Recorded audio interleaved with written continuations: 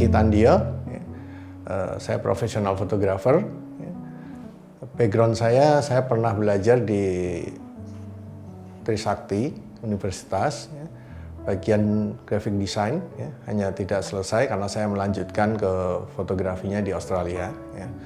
Kemudian untuk start di profesionalnya di tahun 90, itu saya banyak mengerjakan komersil awalnya, berhubungan dengan pekerjaan-pekerjaan advertising.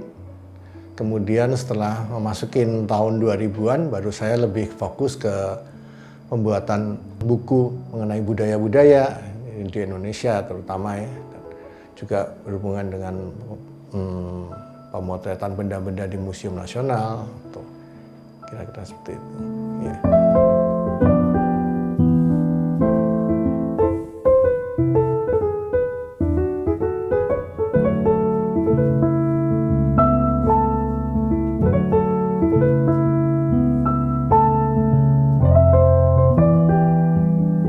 Iya, memang dari awal saya lebih cenderung ke still life atau produk karena memang background saya belajar di graphic design. Jadi memang tujuan awal saya adalah saya mau berkesenian tapi juga menghasilkan sesuatu, juga untuk suatu untuk hidup juga gitu kan, menghasilkan dalam hidup saya gitu. Jadi ya saya lebih prefer ke still life gitu ya. Iya, still life itu kan sebetulnya kan dari dasar katanya kan still dan life gitu. Itu kan sebetulnya timbul dari era-era pertengahan, abad-abad pertengahan, pelukis-pelukis Eropa. Ya kan? Mereka dulu biasanya melukis bangsawan-bangsawan ataupun order gereja.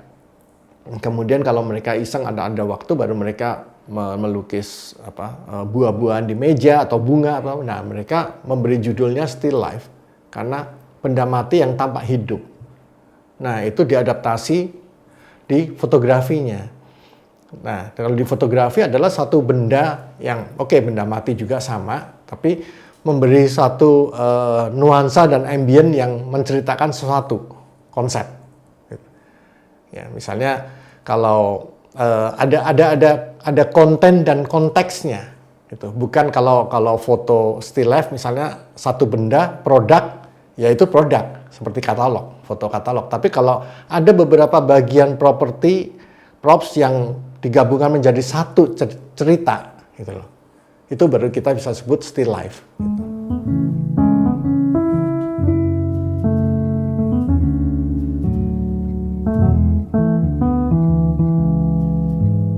Kita ngomong tentang konseptual fotografi itu sebenarnya luas ya, gitu ya. Tidak terbatas mesti harus still life ataupun model atau semuanya bisa gitu ya.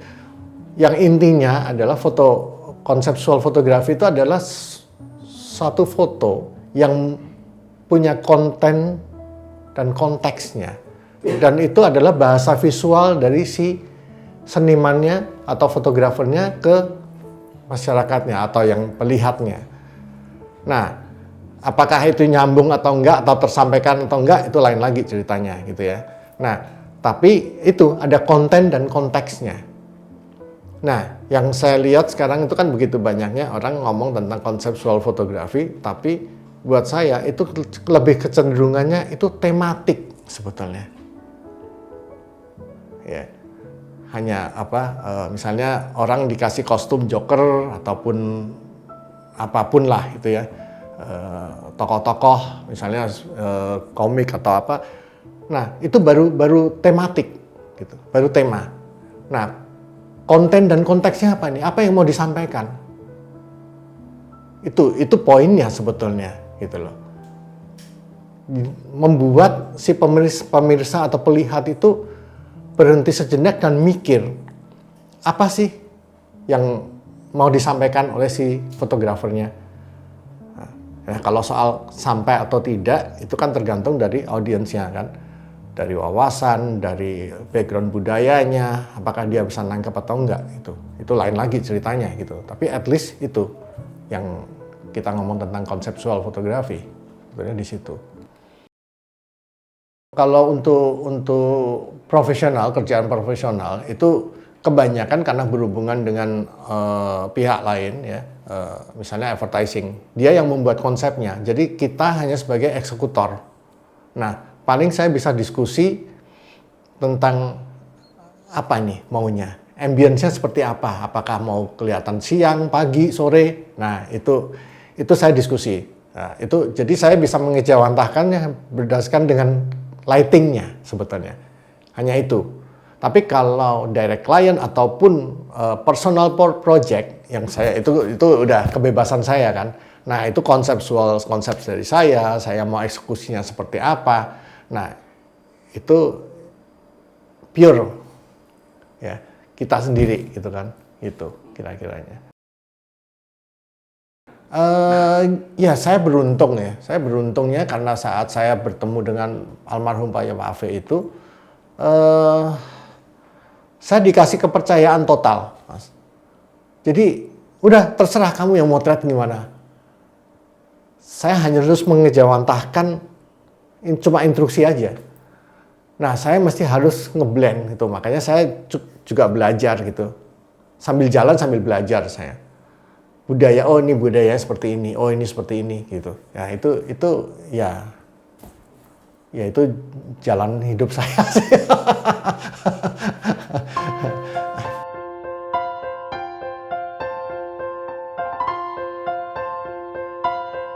Ya kalau personal itu gini ya, bikin suatu karya itu kan saya percaya bahwa ini oke, orang kebanyakan bicara tentang sense of art.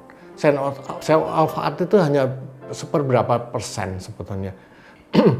Bikin satu konsep itu kan tergantung wawasan kita, ya, si senimannya, ya, intelektualnya, background budayanya, lingkungannya yang mempengaruhi.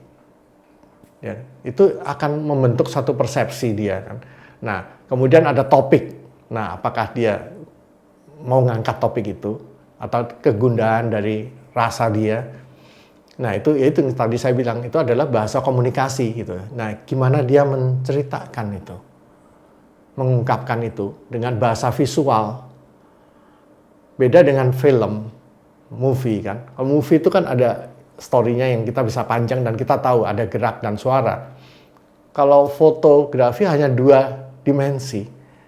Gimana dalam satu frame itu dia harus bisa bercerita. Kembali lagi bahwa frase bahwa satu foto adalah 1000 kata-kata. Ya itu. Jadi makanya saya selalu percaya bahwa foto terutama tentang fine art fotografi ataupun konseptual fotografi. Satu foto itu ibaratnya harus puitik. Bukan prosa gitu. Yang mesti harus kita tulisin narasi begitu banyak sampai berhalaman-halaman sampai membuat audiensnya harus baca gitu, capek gitu. Penjelasannya itu hanya untuk berusaha mengarahkan itu gitu. Tapi cukup dengan satu foto, audiensnya bisa langsung nangkep, oh ini maksudnya si fotografernya untuk bercerita. Walaupun itu dari sisi fotografernya kan, orang lain terima belum tentu bisa terima atau enggak, itu urusan lain gitu. Gitu. Jujur aja saya itu orang gaptek ya. Jadi apa yang saya lakukan untuk membuat satu karya itu entah dari mulai start konsep. Jadi saya pikirkan konsep awal, ide masuk konsep, kemudian saya pikirkan eksekusinya seperti apa. Itu step by step. Kemudian jadi eksekusinya gimana nih? Itu step by stepnya itu saya udah harus jelas sampai finalnya saya udah tergambar di otak saya. Hasilnya nanti seperti ini, udah pasti. Nah, baru saya mulai cari, misalnya butuh properti ini, itu, dan itu saya siapkan semua. Jadi, saat pemotretan, itu nggak lebih dari 1 jam. Setengah jam, kadang-kadang seperempat jam, 1 jam, selesai. Dan saya nggak pernah ngambil begitu banyak, saya berondong sampai ratusan frame. Ya mungkin gitu, kalau itu soal pilihan dan style ya. Saya cuma 10, nggak nyampe kadang-kadang, udah selesai gitu. Karena memang preparationnya udah siap. Jadi saat begitu masuk di komputer, begitu ngelihat tethering hasilnya, ya udah itu. Saya pernah kok waktu itu saya workshop gitu, saya foto cekrek gitu, begitu ngeliat dari kamera, terus dari pihak vendornya ada yang nanya, Mas ini perlu diedit nggak? Ya saya tanya balik, menurut kamu perlu diedit nggak? Enggak, ya udah.